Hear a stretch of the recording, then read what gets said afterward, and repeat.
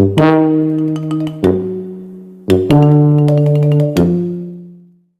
nggak bisa loh kalau misalnya dia kerja kayak gitu. Gimana loh? Kalau kan dia juga ada Nggak bisa lah. Aku ngomong kasihan. Teman-teman, tahu nggak sih, kadang hal kecil yang kita anggap sepele itu malah bisa jadi sumber konflik.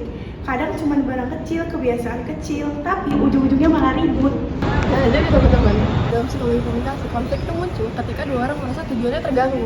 Nah, jadi itu sebenarnya bukan karena hal kecil, tapi tentang perasaan di baliknya. Nah, banyak yang mikir konflik itu harus dihindari atau pasti bikin hubungan rusak. Padahal itu cuma mitos. Konflik itu wajar terjadi atau normal dalam setiap hubungan manusia. Nah, teman-teman, di materi yang kita pelajari ada yang namanya social arrogance. Social arrogance adalah kebiasaan kecil yang membuat orang merasa terganggu jika dilakukan terus-menerus. Contohnya kayak memotong percakapan orang lain, kepo dengan urusan pribadi orang, atau telat tapi tanpa merasa bersalah. Kedengaran sepele ya, tapi kalau dilakukan berulang itu bisa jadi konflik loh teman-teman. Jadi teman-teman, konflik itu sebenarnya nggak bisa kita hindari sepenuhnya.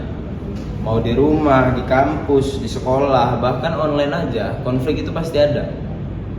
Tapi konflik itu bisa jadi satu hal yang positif kalau kita komunikasikan dengan baik-baik.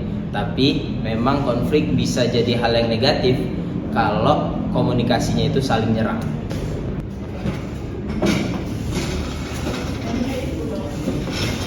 Kok ngapain sih? Bantuin lah. Alah, kursi aja nyampe pikiran kali kok kerja.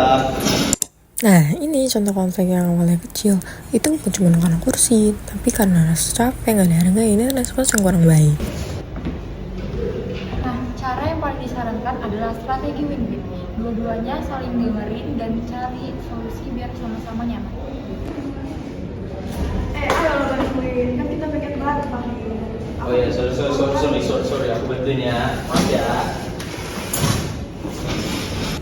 Jadi intinya, Hal kecil bisa jadi konflik kalau perasaannya nggak disampaikan dengan jelas. Dan kalau komunikasinya kurang tepat. Pokoknya kalau misalnya ada yang kurang pas, omongin aja baik-baik. karena komunikasi yang baik itu penting.